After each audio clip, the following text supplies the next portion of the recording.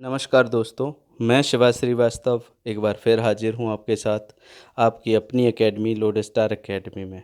आज हम देखेंगे जो हमने कंप्यूटर की सीरीज़ स्टार्ट की है उसका पार्ट 2। पार्ट 1 में हमने इंट्रोडक्शन देख लिया था कि मोस्टली कंप्यूटर की जो हिस्ट्री है और इंट्रोडक्शन है वो हमने निपटा दिया था पार्ट 1 में। पार्ट 2 में हम देखते हैं इसके इनपुट और आउटपुट यूनिट। ठीक है, इनपुट यूनिट वे होते हैं जिनसे हम कंप्यूटर में इनपुट प्रोवाइड कराते हैं और किसी भी डाटा को कंप्यूटर के अंदर भेजते हैं, और आउटपुट यूनिट वे होते हैं जिनसे हम कोई भी डाटा कंप्यूटर के बाहर लाते हैं। ठीक है, इनपुट यूनिट को मैंने जो है 3 प्रकार से डिवाइड किया है, यहाँ आप देख सकते हैं। पहला है ऑनलाइन इनपुट यूनिट, दूसरा है सोर्स डाटा इनपुट यूनिट, ये देख रहे होंगे आप, पहला ये सोर्स डाटा इनपुट यूनिट दूसरा, और तीसरा है ऑफलाइन इनपुट डिवाइसेस। ठीक है, बात करें ऑनलाइन इनपुट डिवाइसेस में क्या क्या आते हैं, इनमें से देखो मोस्टली इनपुट यूनिट्स जो हैं आपको सिर्फ नाम पूछा जाएगा, है ना। बाकी मैं आपको यहाँ पे हर चीज़ डिस्क्राइब कर दूंगा, और डिटेल में अगर क्वेश्चन आएंगे तो सिर्फ माउस और कीबोर्ड से ही डिटेल्ड क्वेश्चन आते हैं। ज़्यादा किसी भी इनपुट डिवाइस से क्वेश्चन नहीं आते, सिर्फ नॉर्मली उसका वर्क और उसका नाम ही पूछा जाता है कि ये डिवाइस कौन सी डिवाइस है। ठीक है, तो ऑनलाइन इनपुट डिवाइसेस में मैंने डम टर्मिनल लिया है, इंटेलिजेंट टर्मिनल लिया है, वॉइस रिकॉग्निशन डिवाइस ली है, टच टोन टर्मिनल लिया है, माउस लिया है, कीबोर्ड लिया है और वेब कैमरा लिया है। इनमें सारी चीज़ें, जैसे कि वॉइस रिकॉग्निशन डिवाइस को हम लेके बात करते हैं, हम सभी के पास एंड्रॉयड फ़ोन है। एंड्रॉयड फ़ोन में गूगल में एक ऑप्शन आता है माइक का, हम उस पर टच करते हैं और कुछ भी बोल देते हैं जो हमें सर्च करना होता है। हम जैसे ही बोलते हैं गूगल उस चीज़ को एक्सेप्ट करके और टाइप कर देता है और सर्च करके आपके सामने जो है ला के रख देता है जो भी आपने बोला था। ठीक है, इसी तरीके से डम टर्मिनल और इंटेलिजेंट टर्मिनल है, इनको हम आगे वाले पार्ट में डिटेल्ड में देखेंगे। बात करें टच टोन टर्मिनल की, तो ये हमें पता है कि जैसे ही हम जैसे सपोज़ आप एटीएम में गए पैसे निकालने, आपने टच किया स्क्रीन को और वहाँ से एक टोन बजी, है ना, तो अपन को पता चल जाता है कि हाँ हमने टच कर दिया। ऐसे ही टच टोन टर्मिनल, उससे भी हम इनपुट प्रोवाइड कराते हैं, इनपुट देते हैं ना कंप्यूटर को एटीएम में जाके, है ना। ऐसे ही वॉइस रिकॉग्निशन डिवाइस से भी हम क्या कर रहे हैं, वॉइस के थ्रू इनपुट दे रहे हैं। माउस भी एक इनपुट डिवाइस है, माउस से हम क्या करा रहे हैं, इनपुट करा रहे हैं। कीबोर्ड से भी हम इनपुट कराते हैं, और वेब कैम हमारी फ़ोटो या वीडियो जो भी है उसको कैप्चर करके और कंप्यूटर के अंदर देता है। ठीक है, सोर्स डाटा इनपुट डिवाइसेस वे इनपुट डिवाइसेस होते हैं जिनसे हम कोई डाटा को कंप्यूटर के अंदर भेजते हैं। जैसे कि हमारा पेज है, उसको भेजना है कंप्यूटर के अंदर, तो हमने क्या करना है, स्कैनर उठाना है, स्कैनर में उसको स्कैन किया और कंप्यूटर में दे दिया, स्कैनर हो गया। ये इनपुट करा रहे हैं हम इससे डाटा को, तो इनपुट डिवाइस हो गया। ऑप्टिकल मार्क रीडर OMR, जो कि आपकी एग्ज़ाम सीट होती हैं, आजकल तो एग्ज़ाम ऑनलाइन होने लगे हैं लेकिन फिर भी बहुत से एग्ज़ाम ऑफलाइन होते हैं ना, तो वो जो OMR शीट होती है उसका डाटा कौन इनपुट कराता है कंप्यूटर में, वो ऑप्टिकल मार्क रीडर, है ना। ऑप्टिकल कैरेक्टर रीडर, ऐसे ही जैसे ऑप्टिकल मार्क रीडर है ऐसे ही ऑप्टिकल कैरेक्टर रीडर है जो कैरेक्टर को रीड करके और कंप्यूटर में देता है।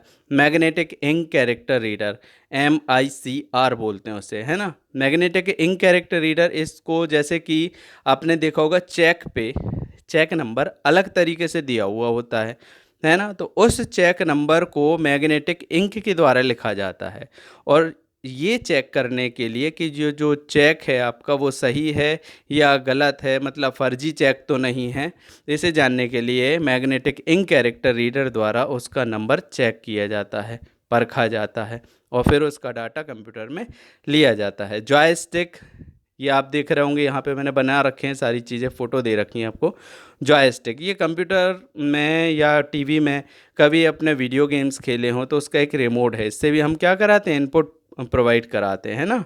ट्रैकर बॉल, ये दे रखा है। माउस को उल्टा, पहले जो माउस के टाइप चलते, मैं अभी आगे आपको चल के दिखाऊंगा कि माउस कितने प्रकार के होते हैं, है ना। फ़ोटोज़ भी दे रखी हैं मैंने, उन्हीं का है एक प्रकार का ये माउस है पहले का, ट्रैकर बॉल।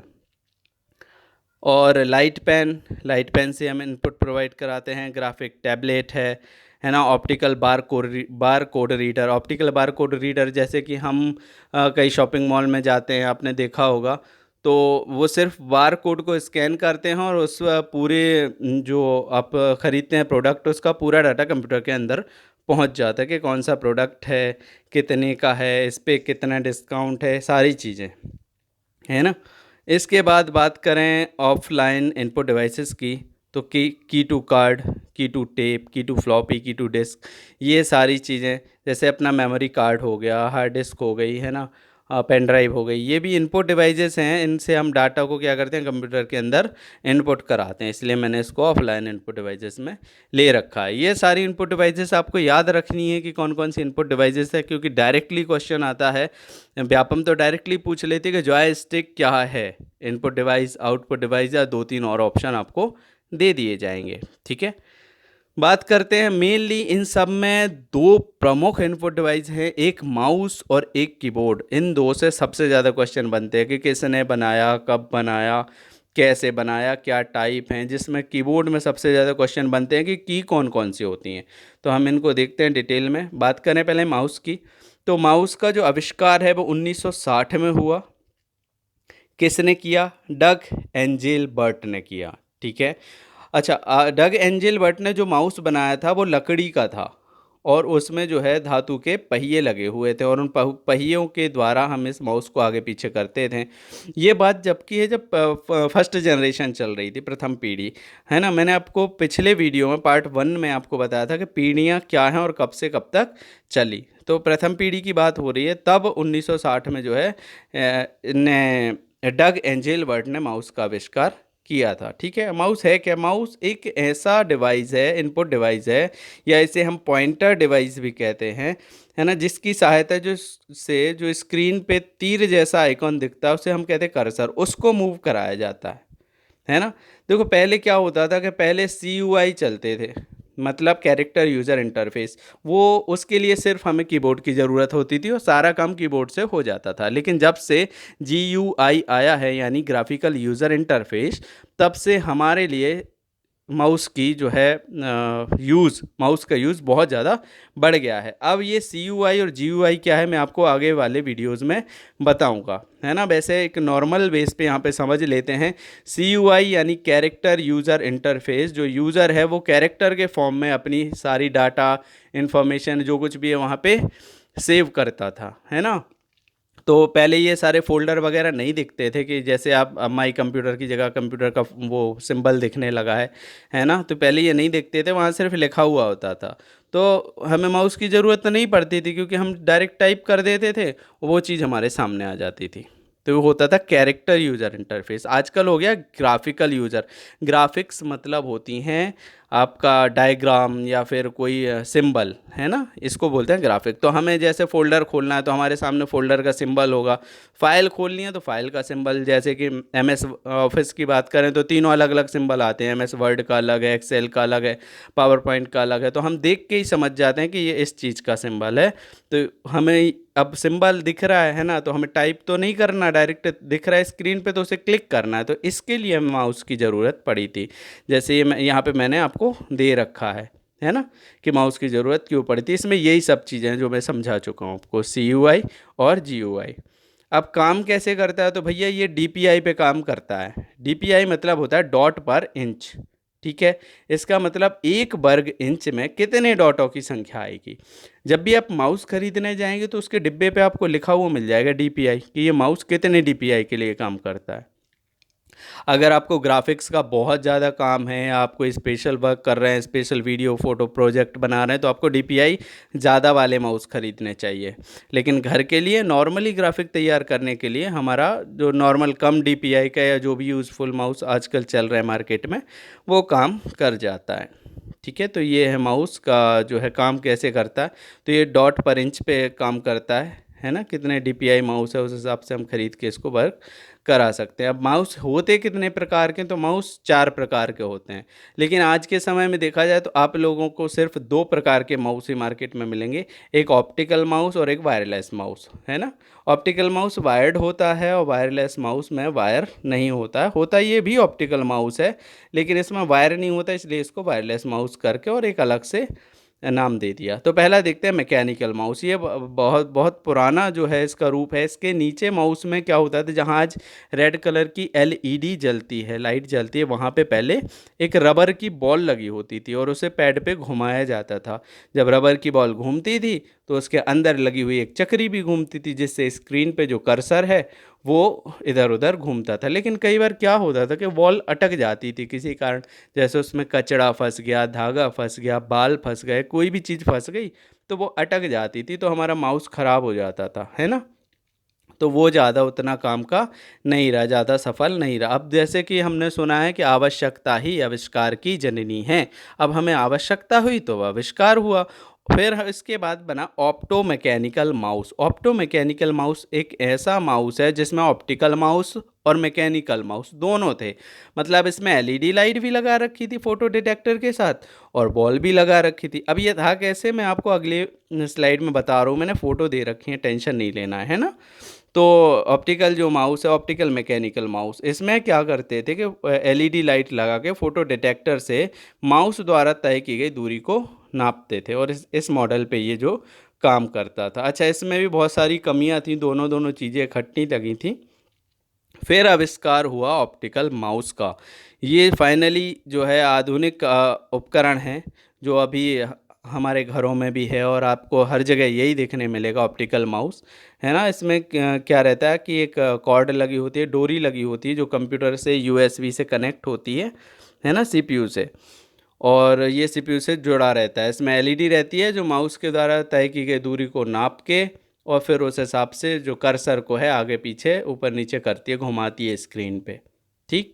अब बात करें वायरलेस माउस, तो ये ऑप्टिकल माउस ही है, बस इसमें कॉर्ड यानी अपने केबल के ज़रिए जो यूएसबी पोर्ट से आपके सीपीयू से जुड़ा है, उसके ज़रिए हम वो डालते हैं, सॉरी, हाँ, पावर देते हैं। लेकिन वायरलेस माउस में पावर देने के लिए हमें बैटरी की ज़रूरत होती है, और इसमें एक आरएफआर या रेडियो फ्रिक्वेंसी रिसीवर भी लगाया जाता है। जैसे हम रेडियो फ्रिक्वेंसी रिसीवर लगा देते हैं और यहाँ माउस में बैटरी डाल के चालू करते हैं, तो ये जो है वायरलेस तरीके से कनेक्ट हो जाता है। ये रहे आपके सारे माउस। ठीक है, ये वायरलेस माउस, ये जो आपको छोटी सी माउस के आगे डिब्बी दिख रही है ना, ये डिब्बी है आपका रेडियो फ्रिक्वेंसी रिसीवर, ये वाला। ठीक है, ये आपका हो गया वायरलेस माउस। ये ऑप्टिकल माउस है, लेज़र वाला। ये कॉर्ड दिख रही है आपको, ये इसमें यूएसबी लगा के और सीपीयू से कनेक्ट करते हैं। ये आपका ट्रैक बॉलर है, ये है। इसमें दोनों माउस दे रखे हैं मैंने, देखो, ये है आपका मैकेनिकल माउस जिसमें नीचे बॉल लगी है रबर की, और ये है आपका ऑप्टो मैकेनिकल माउस, है ना। इसमें देखो रबर भी लगी है, और यहाँ पे फोटो डिटेक्टर के साथ एलईडी लाइट भी लगी हुई है। ठीक है, तो इस प्रकार से आपके माउस हो गए। ये जीटी स्टिक है, नए ज़माने का जो है जी स्टिक है, नए तरीके से आजकल जो गेम वेम में इसका यूज़ होता है। बात करें कीबोर्ड की, कीबोर्ड एक टाइपराइटर जैसा ही उपकरण है। हम सभी ने देखा है कीबोर्ड कैसा होता है, बस हमें ये जानना है कीबोर्ड का जो है आविष्कारक कौन था। कीबोर्ड का आविष्कारक था क्रिस्टोफर लैथम सोलेज। ये नाम आपको याद रखना है, क्रिस्टोफर लैथम सोलेज। ठीक है, ये अमेरिकी वैज्ञानिक थे। इनने एक व्यवहारिक टाइपराइटर और क्वेरिटी कुंजी पटल का आविष्कार किया। देखो, क्वेरिटी सबसे पहले क्या हुआ था कि अल्फ़ाबेट्स को ABCD के तरीके से सिस्टमेटिक तरीके से कीबोर्ड में लगाया गया था, लेकिन वो प्रॉपरली काम नहीं कर रहे थे, इसलिए इन्होंने उसको उल्टे सीधे करके लगाया। तो अभी हम आपको कीबोर्ड बताएंगे। तो कीबोर्ड की जो पहली रो है, उसके जो पहले 6 डिजिट हैं, सॉरी, पहले जो 6 वर्ड हैं, वो हैं QWERTY। आगे देखेंगे अपन कीबोर्ड की फ़ोटो, तो उसमें मैं आपको बताऊंगा कि ये इसीलिए इसको क्वेरिटी बोलते हैं। चलो देखते हैं इसके टाइप। तो मैंने यहाँ पे इसको अलग अलग टाइप से बांटा हुआ है, एक डिज़ाइन के आधार पे, वायर्ड और वायरलेस, है ना। वायर्ड मतलब जिनमें तार लगा हो, और वायरलेस मतलब जिनमें तार नहीं लगा हो, जैसे कि अभी अपन ने वायरलेस माउस देखा था, उसी प्रकार से होता है। ये इनको RFR यानी रेडियो फ्रिक्वेंसी रिसीवर के द्वारा कनेक्ट किया जाता है। अच्छा, जो वायर्ड वाले माउस होते हैं, तार वाले, वो 2 प्रकार के आते हैं। एक में PSY2 जो है पोर्ट लगा होता है, और एक में USB पोर्ट लगा होता है। PSY2 आपने देखा होगा, तो एक गोल सी पिन आती है, उसमें 5-6 छोटी छोटी सी पिनें अंदर से निकली रहती हैं, है ना, वो कहलाता है PSY2। टू, और जो चपटा वाला आता है, चपटी वाली पिन, उसको USB बोलते हैं। वायरलेस माउस वायरलेस कीबोर्ड मैं आपको बता ही चुका हूँ, इसी तरीके का होता है। इसमें बैटरी या सेल डलता है और जो है रेडियो फ्रिक्वेंसी रिसीवर के द्वारा ये वर्क करता है। कार्य के अनुसार देखें तो टाइपिंग कीबोर्ड साधारण कीबोर्ड होता है, नॉर्मल, जिसमें सिर्फ टाइपिंग वाली चीज़ें होती हैं, जो 101 कीज़ का कीबोर्ड माना जाता है, वो है टाइपिंग कीबोर्ड। और मल्टीमीडिया, इसमें बहुत सारे मल्टीमीडिया के कीज़ लगी होती हैं, यानी बटन लगे होते हैं, पाउज का है, प्ले का है, फॉरवर्ड का है, बैक का है, और भी बहुत सारे जो है बटन लगे होते हैं। बात करें की कितनी होती हैं, तो नॉर्मल जो कीबोर्ड होता है उसमें 101 की होती हैं, लेकिन जो स्पेशल कीबोर्ड हैं या जो मल्टीमीडिया कीबोर्ड हैं, तो इनमें इनकी की संख्या बढ़ सकती है ना, जितनी ज़्यादा की फंक्शंस होंगे उतनी ज़्यादा की बढ़ जाएंगी। अब बात करें की कौन कौन सी होती हैं, तो इसमें मुख्य 6 प्रकार की होती हैं। एक टाइपराइटर की, फंक्शन की, कर्सर कंट्रोल की, मॉडिफायर की, टॉगल की और स्पेशल की। टाइपराइटर की वे की होती हैं जिनसे हम कंप्यूटर में कोई भी डाटा को टाइप करते हैं, जैसे कि अपना न्यूमेरिक कीबोर्ड हो गया है ना, 0 से 9 तक की संख्याएं हो गई, और A to Z तक का अल्फ़ाबेट कीबोर्ड हो गया। उसके अलावा डॉट है ना, और कॉमा है, और कॉलन है, सेमी कॉलन है, कोष्टक है, ब्रैकेट, बहुत सारी ऐसे और भी चीज़ें इसमें होती हैं। वो सारी चीज़ें मिला के जो भी कीज़ होती हैं उनको हम कहते हैं टाइपराइटर की। फिर होती हैं फंक्शन की। कीबोर्ड के सबसे ऊपर वाली लाइन में F1 से लेके F12 तक जो है फंक्शन की होती हैं, F1 से F12। ध्यान रखना, फंक्शन की संख्या 12 होती है। कई बार क्वेश्चन में पूछ लेते हैं कि फंक्शन की कितनी होती हैं। ठीक है, ये जो है किसी सॉफ्टवेयर पे काम करते समय इनका जो है उपयोग किया जाता है। बैंक में सबसे ज़्यादा जो है फंक्शन कीज का उपयोग होता है। बात करें नंबर 3, तो कर्सर कंट्रोल की होती हैं। कर्सर कंट्रोल की में बहुत सारी चीज़ें होती हैं, बहुत सारी की होती हैं। यहाँ पे मैंने दे रखी हैं 7 से 8 टाइप की होती हैं। इससे हम कर्सर को कंट्रोल कर सकते हैं। एक एंटर की होता है। देखो, एंटर की का मतलब होता है जैसे आप कोई भी फाइल बना रहे हैं और आपने एंटर कर दिया, मतलब फाइल कंप्लीट है और अब हम आगे जाने के लिए तैयार हैं। दूसरी बात, जब हम MS वर्ड पे वर्क करते हैं और एंटर का यूज़ करते हैं, तो एंटर से जो है हमारी जो लाइन है वो अगले लाइन से, हमारा पैराग्राफ जो है वो चेंज हो जाता है, लाइन आगे खिसक जाती है, जो कर्सर है वो आगे वाली लाइन में आ जाता है। ठीक है, टैब की बात करें, टैब की जो है एक निश्चित दूरी बनाती है। जैसे स्पेस है, वो सिर्फ एक स्पेस, एक वर्ड का स्पेस देगा, ऐसे ही टैब की भी एक प्रकार की स्पेस की है, वो एक फिक्स स्पेस बनाता है। ठीक है, डिस्टेंस एक फिक्स रहता है उसका, कॉलम टेक्स्ट संख्याओं में जो है सीधा लिख सकते हैं। अच्छा, बात करें डिलीट की, तो डिलीट की और बैक स्पेस की दोनों का काम ही वही होता है, डिलीट करना, है ना। लेकिन यहाँ पे आपको ध्यान रखने वाली बात यह है कि डिलीट की जो है कर्सर की दाईं ओर लिखे कैरेक्टर को मिटाती है, राइट हैंड साइड, और बैक स्पेस कोई भी कर्सर है उसके बाएं ओर लिखे अक्षर को मिटाता है। बस ये 2 बातें आपको डिलीट और बैक स्पेस में ध्यान रखना है। कई बार हम कंफ्यूज हो जाते हैं, पता नहीं रहता कि दाएं ओर कौन मिटाता है और बाएं ओर कौन मिटाता है, और ये क्वेश्चन एक बार आ भी चुका है अभी पटवारी एग्ज़ाम में। बात करें आगे पेज अप की, ये क्वेश्चन भी पटवारी में आ चुका है। इसका प्रयोग जो है डॉक्यूमेंट के पिछले पेज अप की बात करें, कई बार हम कंफ्यूज हो जाए, अप मतलब अगले पेज पे जाने के लिए, लेकिन नहीं, पेज अप हमेशा पिछले पेज पे जाने के लिए इसका उपयोग किया जाता है, और पेज डाउन मतलब आगे वाले पेज पे जाने के लिए इसका उपयोग किया जाता है। होम की बात करें तो कर्सर लाइन के शुरू में लाने के लिए उपयोग होता है, और एंड की कर्सर को लाइन के एंड में ले जाने के लिए उपयोग होता है। मॉडिफायर की 2 प्रकार की होती हैं, एक शिफ्ट और एक होती है कंट्रोल और ऑल्ट। शिफ्ट की वो होती है, जैसे मान लो आप कुछ टाइप कर रहे हैं और आप जो है स्मॉल लेटर में कर रहे हैं, और अगर आप शिफ्ट के साथ वही लेटर दबाओगे तो वो अपर केस में आ जाएगा, है ना। और अगर आप अपर केस में लिख रहे हैं या कैप लॉक आपका ऑन है और आप शिफ्ट के साथ वही लेटर दबाते हैं तो वह स्मॉल केस में आ जाएगा। तो ये आपको ये चीज़ याद रखनी है। उसके अलावा जो जैसे मान लो आर है या और भी बहुत सारे ऐसे वर्ड होते हैं जिनके ऊपर अलग से और सिंबल बने होते हैं, अगर उन सिंबल्स का यूज़ करना है तो हम शिफ्ट के साथ यूज़ कर सकते हैं। ठीक है, कंट्रोल और अल्ट ये जो 2 की हैं, ये कोई विशेष काम करने के लिए हैं। जैसे कि हमें कोई चीज़ फाइल कॉपी करनी है या पेस्ट करनी है, तो हमने कंट्रोल+C दबाया तो कॉपी हो गया, कंट्रोल+V दबाया पेस्ट हो। ऐसे बहुत सारे शॉर्टकट कीज़ हैं, ये तब काम आती है।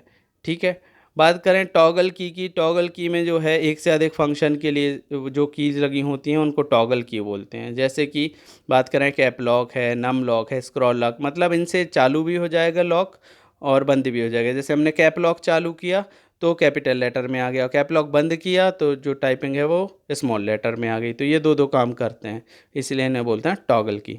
स्पेशल कीज़ वे होती हैं जो नॉर्मल कीबोर्ड में नहीं होती हैं, हम अलग से जो आजकल कीबोर्ड आ रहे हैं उनमें होती हैं, वो कहलाती हैं स्पेशल कीज़, है ना। जैसे कि मल्टीमीडिया कीज़ या फिर प्रिंट करने के लिए, और भी कुछ चीज़ें ऐसी होती हैं, कीज़ होती हैं जिन्हें हम स्पेशल की कहते हैं। अब देखते हैं कौन कौन सी की किस प्रकार। ये आपको देखो ऊपर पिंक कलर में दिख रहा है फंक्शन की, F1 से F12, यहाँ पे एस्केप की आ गया, नंबर की ऊपर। यहाँ पे मैंने साइड में जो है आपका न्यूमेरिक कीबोर्ड नहीं दे रखा है, वो एक न्यूमेरिक कीबोर्ड होता है साइड में, आपने देखा होगा किसी भी कीबोर्ड के साइड में दिया हुआ होता है छोटा सा न्यूमेरिक कीबोर्ड। अगर हम नम की ऑफ करते हैं, ऑन करते हैं, तो ये जो नंबर कीज़ होती हैं इन पे इफेक्ट पड़ता है। अगर ऑन है तो ये नंबर कीज़ वर्क करेंगी, अगर नम ऑफ है, नम की ऑफ है, तो ये वर्क नहीं करेंगी। ठीक है, ये टैब की दे रखी है जो मैं बता रहा था एक पर्टिकुलर स्पेस के लिए। कैप लॉक कैपिटल लेटर में बनाने के लिए, शिफ्ट की है, कंट्रोल की है ना, फंक्शन की है, विंडो की है, अल्ट की है, ये सारी लेटर की हैं। यहाँ पे सिंबल की है, ये एरो की, एंड की, पेज अप और पेज डाउन की, ये एंटर की है। एंटर की सबसे बड़ी होती है, सबसे लंबी होती है स्पेस बार। ये दो चीज़ें आपको याद रखनी है। बैक स्पेस, होम की और ब्रेक की, ये सारी चीज़ें आपके यहाँ पे दे रखी हैं। ठीक है, ये हमारा आउटपुट डिवाइस। इनपुट डिवाइसेस ख़त्म होते हैं। बात करें हम आउटपुट डिवाइसेस की, तो आउटपुट डिवाइस में सबसे ज़्यादा क्वेश्चन बनते हैं प्रिंटर से, और कोई भी आउटपुट डिवाइस से ज़्यादा क्वेश्चन नहीं बनते। क्वेश्चन तो बनते हैं, ये पूछा जाता है कि ये क्या है। तो अपन देखते हैं, तो यहाँ पे मैंने आउटपुट डिवाइस को दो भागों में तोड़ा है, एक सॉफ्ट कॉपी आउटपुट डिवाइस, एक हार्ड कॉपी आउटपुट डिवाइस। मतलब एक वो डिवाइसेस हैं जो हमें सॉफ्ट कॉपी के रूप में आउटपुट देती हैं, और एक वो डिवाइस हैं जो हार्ड कॉपी के रूप में आउटपुट देते हैं। जैसे कि बात करें मॉनिटर, मॉनिटर जो है वो मुख्यतः दो प्रकार के होते हैं, एक सीआरटी और एक एलसीडी या एलईडी। सीआरटी जो है वो भी दो प्रकार के होते हैं, एक मोनोक्रोमिक, मोनोक्रोमिक मतलब होता है ब्लैक एंड वाइट, और दूसरा होता है कलर्ड, है ना। ये आपको ऊपर दिख रहा होगा, ये देखो, ये जो है ये अंदर की संरचना है, सीआरटी इसे कहते हैं, कैथोड रे ट्यूब। और ये जो है ये सीआरटी वाले जो हैं बड़े बड़े बॉक्स जो आपको दिखते हैं ना, बड़े बड़े कंप्यूटर, वो कहलाते हैं सीआरटी वाले कंप्यूटर। ठीक है, ये दो प्रकार के होते हैं, एक कलर्ड होता है और एक ब्लैक एंड वाइट होता है। ये हैं आज के आधुनिक टाइप के जो है मॉनिटर हो गया, है ना। ये एलईडी और एलसीडी वाले मॉनिटर हैं जो पतले होते हैं, फ्लैट होते हैं, मतलब लिक्विड क्रिस्टल डिस्प्ले और लाइट इमिटिंग डायोड। ठीक है, तो ये हो गया हमारे मॉनिटर। अब बात करें एलसीडी और एलईडी, ये होती हैं चार प्रकार की। मतलब जो है हमने देखा सबसे पहले मॉनिटर दो प्रकार के, सीआरटी और एलईडी, है ना। एक मिनट, हाँ, सीआरटी ये और एलईडी ये। अब ये दो प्रकार के हो गए। सीआरटी में भी हमने देख लिया कलर्ड होता है और मोनोक्रोमिक। मोनोक्रोमिक मतलब ब्लैक एंड वाइट। ध्यान रखना कई बार क्वेश्चन मोनोक्रोमिक आ जाएगा और या मोनोक्रोम आ जाएगा और आप सोचोगे ये तो मैंने पढ़ा ही नहीं। मोनोक्रोम मतलब होता है ब्लैक एंड वाइट। ठीक है, इसमें सिर्फ एक कलर प्रदर्शित होता है वाइट, क्योंकि ब्लैक ऑलरेडी होता है। ठीक है, तो आपको ये चीज़ ध्यान रखनी है। बात करें एलईडी की और एलसीडी की, लिक्विड क्रिस्टल डिस्प्ले या लाइट इमिटिंग डायोड। इस डिस्प्ले की बात करें तो ये चार प्रकार की होती है। एमजीए मोनोक्रोम ग्राफिक एरे, मतलब black and white. CGA colour graphic array. फिर VGA video graphic array. SVGA super video graphic array. सिर्फ इनकी क्वालिटी पे आधारित होती है, इनके जो है ये मैंने आपको दिखाया अलग अलग टाइप, ये क्वालिटी बस है और कुछ नहीं है। हार्ड कॉपी की बात करें तो सबसे पहले आता है प्रिंटर, फिर आता है प्लॉटर और फिर आता है ऑडियो रिस्पॉन्स आउटपुट। ठीक है, अब बात करें कैसे क्या वर्क करते हैं, तो यहाँ पे मैंने आपको हर चीज़ जो भी आउटपुट डिवाइस है, यहाँ ऊपर प्रोजेक्टर दे रखा है, माइक्रोफोन दे रखा है, प्रिंटर है ना, हेडफोन है और ये मॉनिटर है, ये सारे स्पीकर हैं, ये सारे आउटपुट डिवाइसेस हैं। यहाँ पे सबसे ज़्यादा क्वेश्चन बनते हैं प्रिंटर से, तो हम प्रिंटर ही देखेंगे कि प्रिंटर कितने प्रकार के होते हैं। तो प्रिंटर को मैंने दो प्रकार में बांटा है, एक होता है टेक्निक के आधार पे, एक है स्पीड के आधार पे। टेक्निक के आधार पे प्रिंटर दो प्रकार के होते हैं, इम्पैक्ट और नॉन इम्पैक्ट। इम्पैक्ट मतलब वे प्रिंटर जो प्रिंट करते समय आवाज़ करते हैं, बहुत शोर करते हैं, वो इम्पैक्ट प्रिंटर कहलाते हैं।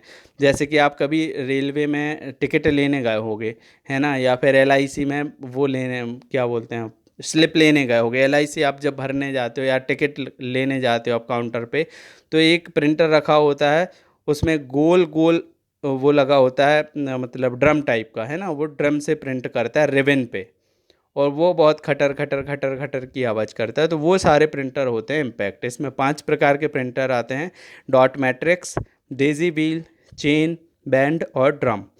नॉन इम्पैक्ट प्रिंटर, जैसे कि बात करते हैं अगर इम्पैक्ट आवाज़ वाले, तो नॉन इम्पैक्ट बिना आवाज़ वाले, वो प्रिंटर जो प्रिंट करते समय आवाज़ नहीं करते। जैसे कि फ़ोटोकॉपी मशीन है, इंकजेट प्रिंटर है, थर्मल प्रिंटर है, लेज़र प्रिंटर। तो जब भी कोई चीज़ हम इन प्रिंटर से प्रिंट करते हैं तो आवाज़ नहीं आती है। ठीक है, अब बात करें स्पीड के आधार पे, तो मैंने यहाँ 3 भागों में बांटा है: कैरेक्टर प्रिंटर, लाइन प्रिंटर और पेज प्रिंटर। ये मैंने स्पीड के आधार पे इसलिए बांटा 3 भागों में, क्योंकि देखो जब भी प्रिंट करने की बात होती है, अगर वो एक बार में सिर्फ एक कैरेक्टर प्रिंट कर रहा है, जैसे कि डेज़ी व्हील, इसमें एक चक्का लगा होता है, उसमें बहुत सारी अलग अलग छड़ें लगी होती हैं, और एक एक छड़ पे एक एक सिंबल बना होता है। डॉट मैट्रिक्स, इंकजेट, ये सारे प्रिंटर जो है एक बार में सिर्फ एक कैरेक्टर को प्रिंट करते हैं। मतलब अगर हमें पूरा पेज प्रिंट कराना है तो एक एक कैरेक्टर करके ये प्रिंट करेंगे, मतलब टाइम लगेगा। दूसरा है लाइन प्रिंटर, मतलब एक बार में सिर्फ एक लाइन प्रिंट कराते हैं। इसके अंदर आता है बैंड प्रिंटर, चेन प्रिंटर और ड्रम प्रिंटर। तीसरा होता है पेज प्रिंटर, इसमें एक बार में पूरा का पूरा पेज प्रिंट हो जाता है, जैसे कि लेज़र प्रिंटर और जेरोक्स मशीन। इस तरीके से जो है हमारे सारे प्रिंटर्स हमने देख लिए हैं। तो आपको बस क्वेश्चन यहाँ से बनेंगे कि इनमें से कौन सा प्रिंटर इम्पैक्ट है या नॉन इम्पैक्ट है, या इनमें से कौन सा प्रिंटर कैरेक्टर है, लाइन है या पेज है। क्वेश्चन उन्होंने दे दिया इंकजेट प्रिंटर है, अब वो आपके डिपेंड करेगा ऑप्शन पे। यहाँ पे उन्होंने ऑप्शन दिया कैरेक्टर, लाइन, पेज और इम्पैक्ट। तो हमें पता है इंकजेट जो है वो नॉन इम्पैक्ट है, तो हमारे ऑप्शन में नहीं है। फिर हमने देखा पेज है, नहीं है। इंकजेट प्रिंटर एक बार में एक कैरेक्टर प्रिंट करता है, इसलिए ये क्या है, कैरेक्टर प्रिंटर। इस तरीके से हमने जो है प्रिंटर्स को डिफ़ाइन किया। इसके अलावा आपको और जो भी डाउट्स है आप कमेंट करें, मैं आपको उसके आंसर दूंगा। ठीक है, thanks for watching this video. Please like, share और हाँ, सब्सक्राइब करना ना भूलें।